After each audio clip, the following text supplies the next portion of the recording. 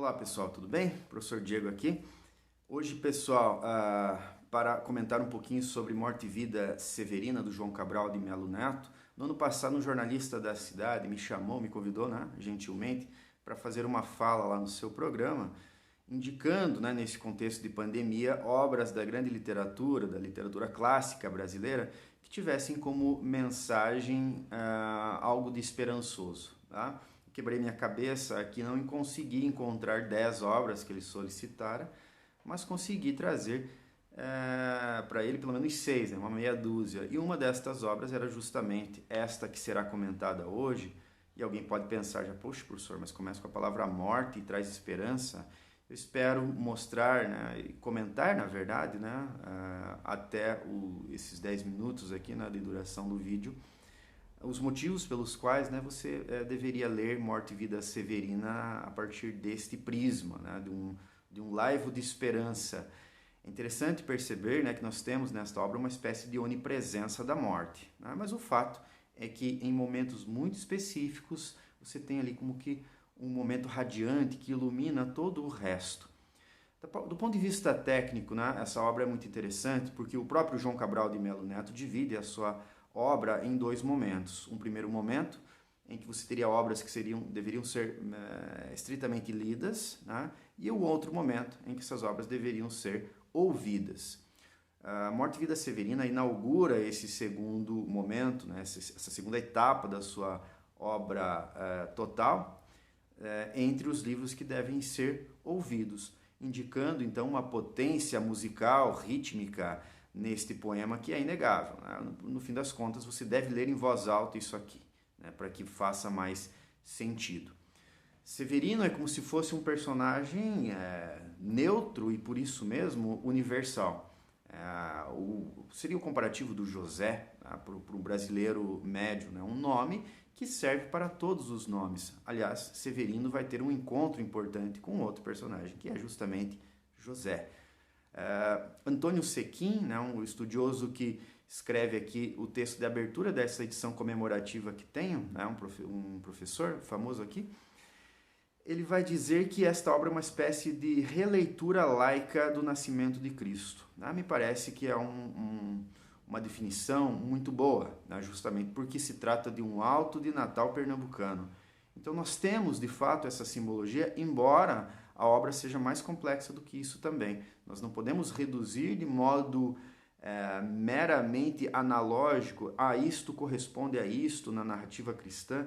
Esta leitura estrita, aqui, que seria muito mais alegórica do que simbólica, não me parece que seja muito frutífera, embora seja interessante do ponto de vista do conteúdo aqui. Mas é uma das camadas que aponta para outras. A gente percebe de fato esse Severino retirante aqui, que faz de fato um percurso em que por todos os lados a morte se encontra, mas a gente percebe que a vida vai ter uma função muito importante, uma função luminosa, especialmente na parte final da obra.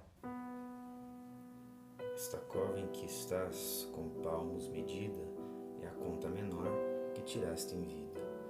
É de bom tamanho, nem largo nem fundo, é a parte que te cabe deste latifúndio. Não é cova grande, é cova medida, é a terra que querias ver dividida.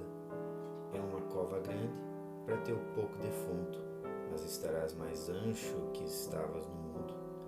É uma cova grande para teu defunto parco, porém mais que no mundo te sentirás largo.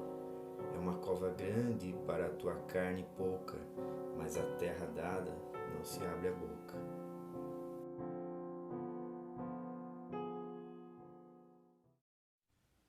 Numa entrevista, João Cabral diz o seguinte: quando escrevi Morte e Vida Severina, tinha a impressão de que seria uma coisa tão popular quanto os romances do Nordeste, os romances de cordel.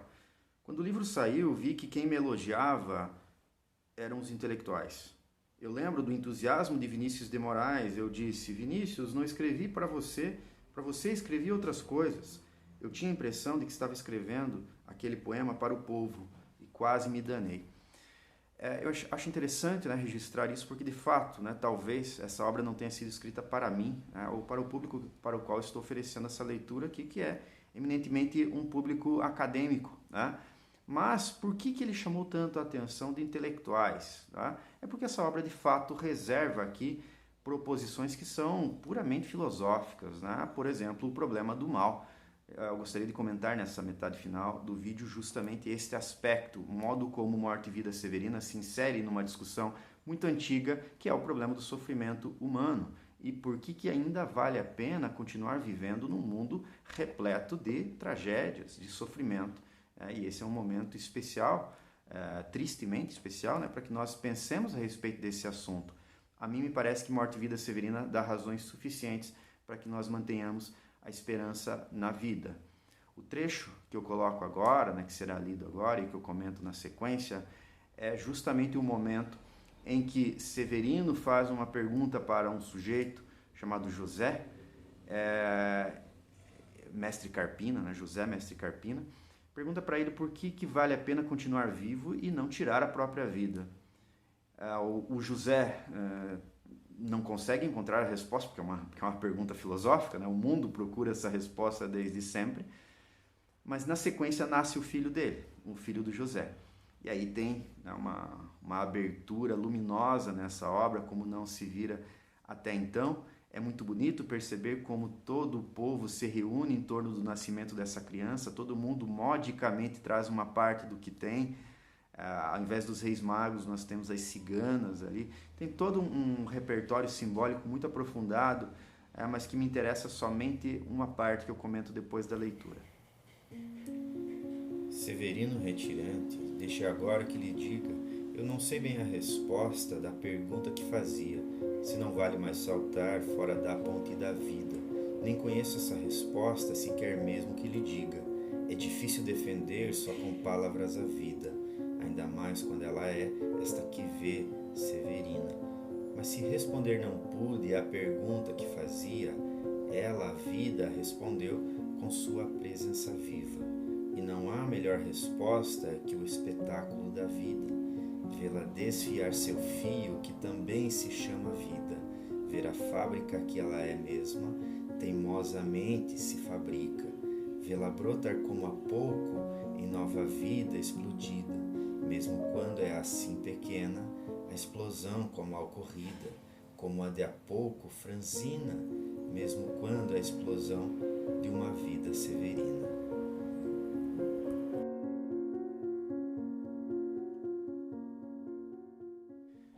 O que se percebe nesse trecho maravilhoso, né, é que José, esse que está diante do Severino, não conseguiria responder com palavras a grande pergunta: por que nós devemos nos manter vivos num mundo repleto de sofrimento?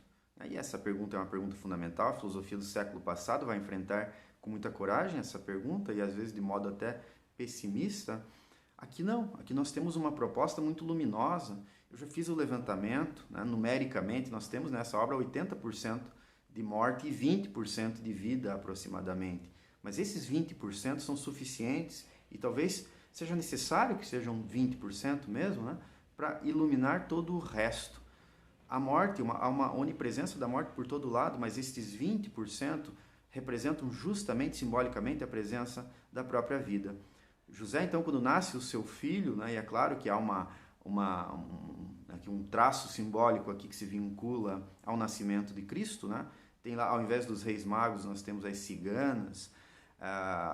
O povo todo modicamente traz aquilo que pode, cada um traz um pouquinho de alimento ali, e no final a gente percebe que eles têm uma mesa fartíssima, justamente porque os humildes todos reúnem e doam, presenteiam, melhor dizendo, né, com aquilo que têm. É muito bonito ver, é muito tocante perceber como todos aqueles que sofrem em torno, né, de um lugar difícil, de uma situação complicada, em torno da vida que nasce, todo mundo se compadece. É muito bonito, de fato, perceber isso.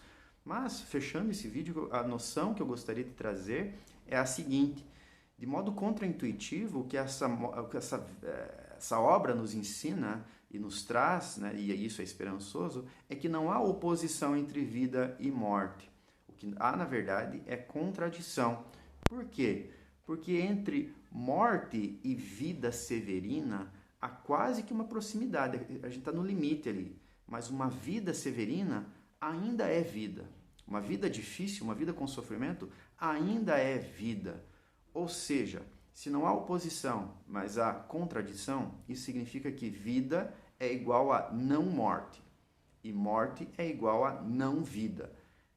Aqui a gente está no limite. Né? De fato, entre esses dois polos não há comunicação.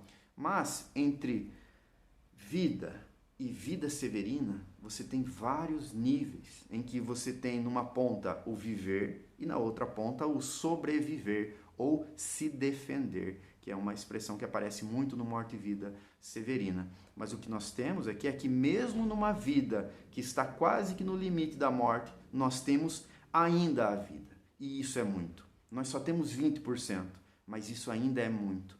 É a partir desses 20% que nós iluminamos todo o resto e essa onipresença da morte que se apresenta durante toda a obra Morte e Vida Severina, ela é esquecida, ela é abafada de modo sublime por esses 20% de vida, pelo nascimento de uma criança num lugar completamente árido, num lugar completamente desprovido de vida. Por todo lugar não tem trabalho, mas se você quiser trabalhar naquilo que se relaciona com a morte dos outros, aí tem vaga. Tá? Mas mesmo assim, esse menino quando nasce magrinho, né, como não poderia ser diferente, né? Ele nasce magrinho, mas nasce e traz consigo a esperança de um ciclo renovador. Então espero que esse vídeo tenha também servido como motivação para que vocês leiam a obra, mas leiam até o fim, por favor, para que tudo isso faça sentido. Ok? Um abraço e até logo.